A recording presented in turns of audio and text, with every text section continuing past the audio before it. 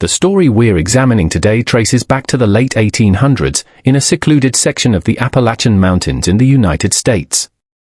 Around the year 1880, a small group of settlers made their home deep in the mountains, settling in a valley naturally cut off by rugged terrain. This group would later be known as the Jackson family. At the beginning, they numbered only about 24 people who deliberately severed all ties with the outside world in pursuit of religious isolation.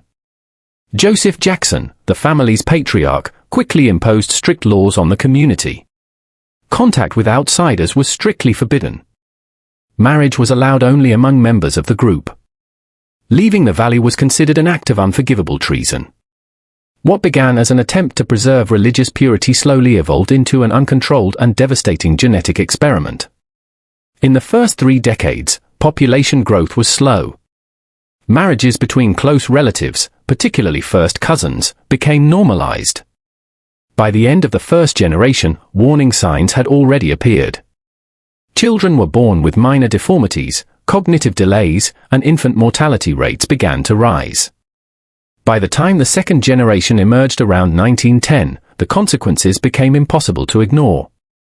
Recessive genes, repeatedly paired through close kinship, began expressing themselves more clearly. Newborns suffered from congenital heart defects, cleft palates, extra fingers, and intellectual disabilities. With no access to medical care and total isolation from society, conditions worsened rapidly. By the third generation in the 1930s, the situation had reached a critical stage. Nearly everyone in the valley now shared a significant portion of genetic material. Relationships had become so entangled that individuals were simultaneously cousins, uncles, and nephews in a family web too complex to chart. Harsh winters further isolated the valley, reinforcing the belief that this small world was all that existed. Children raised during this period believed their physical and mental limitations were normal, as almost everyone around them showed similar traits. Around 1950, the fourth generation brought with it the emergence of a condition locally referred to as the Jackson mark. Many children were born with bluish skin caused by a rare disorder known as methemoglobinemia, resulting from an enzyme deficiency. Severe facial deformities also became widespread. Underdeveloped jaws, unusually spaced eyes, and malformed ears were common. By the 1970s, the fifth generation exhibited catastrophic genetic decline. Fertility rates collapsed, and infant mortality soared to nearly 60%. Children who survived often could not walk or speak. Some deformities were so extreme that they barely resembled typical human anatomy. The case remained hidden until 1983, when a 16-year-old girl named Mary Jackson escaped during a violent storm that damaged the fencing surrounding the valley.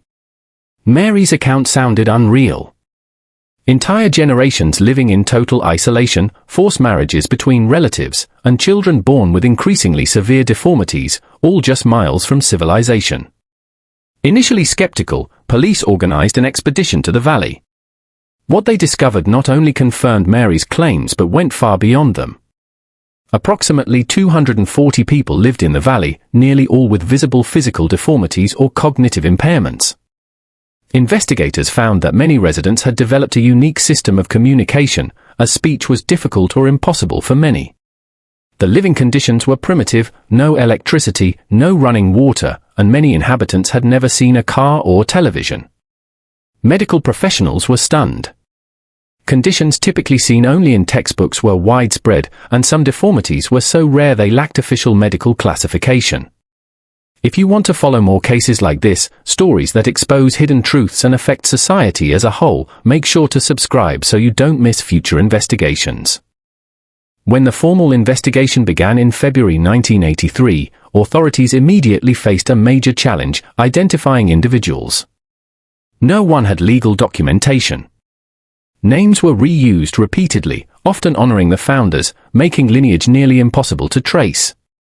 The only records found were crude entries in an old Bible where births and deaths were inconsistently recorded. Parentage was often omitted or obscured using vague phrases like "child of the valley," particularly when relationships were especially close. One of the first to cooperate was Martha Jackson, a woman around 50 years old. Though visibly affected by generations of inbreeding, she retained enough cognitive ability to speak clearly.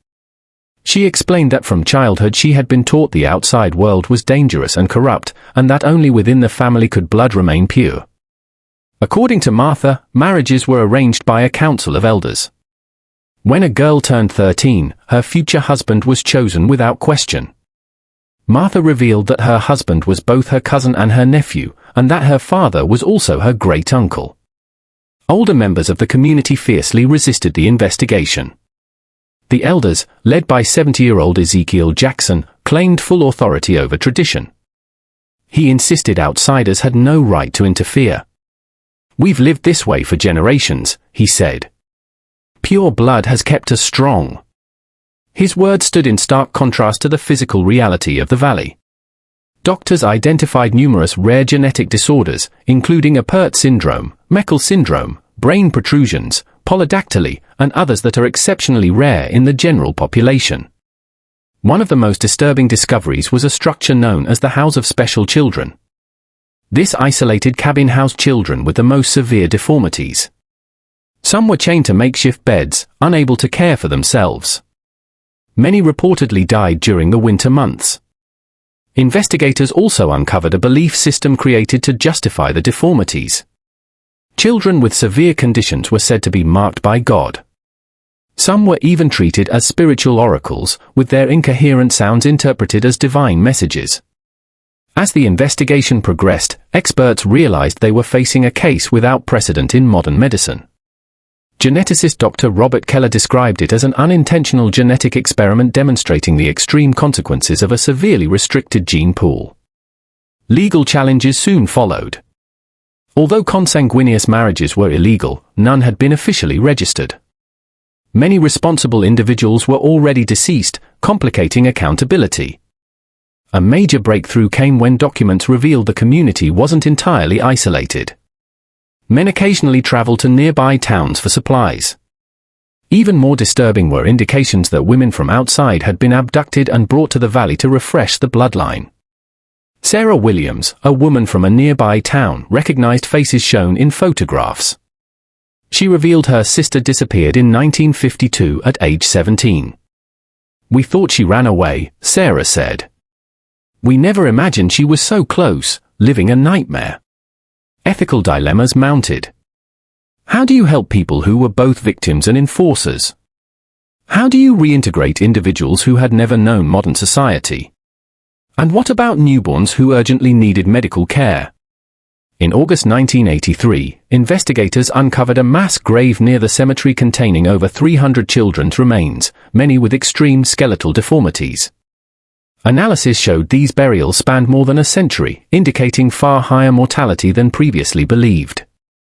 Older remains showed milder anomalies. Recent graves revealed horrifying deformities, severely malformed skulls, missing limbs, and stillborn conjoined twins. Geneticist Dr. Elizabeth Norcross reconstructed parts of the family tree and made a shocking discovery. Some individuals shared more than 70% of their genetic material, something considered biologically unviable. Over 40 rare genetic conditions were identified, including several never before documented. In September 1983, 19-year-old Jacob Jackson began cooperating. With relatively mild deformities and preserved cognition, he revealed the elders knew exactly what they were doing. Hidden documents proved they understood genetics and deliberately arranged marriages to control outcomes. They knew, Jacob said. It wasn't ignorance, it was control. DNA analysis of founder Joseph Jackson revealed he carried multiple recessive disorders, including the gene responsible for blue skin. This suggested isolation may have been intended to hide these conditions from society. In October, diaries written by Jackson women were discovered in a sealed basement. These writings documented births, deaths, escape attempts, and even mercy killings.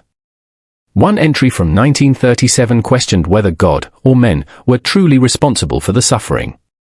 The picture that emerged was not blind fanaticism, but a rigid hierarchy where male leaders ruled through isolation and fear.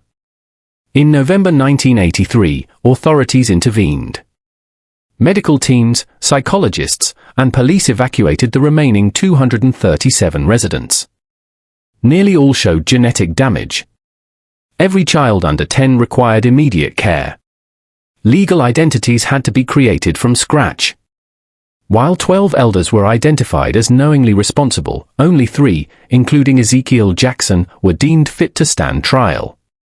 By 1984, reintegration began. For many adults, adaptation was impossible. Children fared better. Mary Jackson completed school and became an advocate for disability rights. In 1985, the Jackson Foundation was formed to support survivors and research rare genetic disorders. The valley became a protected reserve with a memorial honoring those who lived and died in isolation. The case reshaped public policy, influenced genetic research, and increased awareness of consanguinity risks worldwide. In 2003, survivors were interviewed, some thriving, others still institutionalized. Jacob Jackson became a geneticist. "What happened can't be undone," he said in 2010. But knowledge can prevent it from happening again. Today, preserved genetic samples continue to offer insight into how extreme isolation affects the human genome. The story of the 7 Jackson generations remains one of the most documented and tragic examples of prolonged consanguinity in human history. It is a story of suffering, but also of truth, science, and redemption. If you watched until the end, leave a comment saying, "I watched until here." Like the video, share it, and subscribe if you believe the truth, no matter how painful, is worth uncovering. Next week, we'll return with another case that proves even ordinary communities can hide extraordinary secrets. Until then, remember, truth is always the first step toward healing.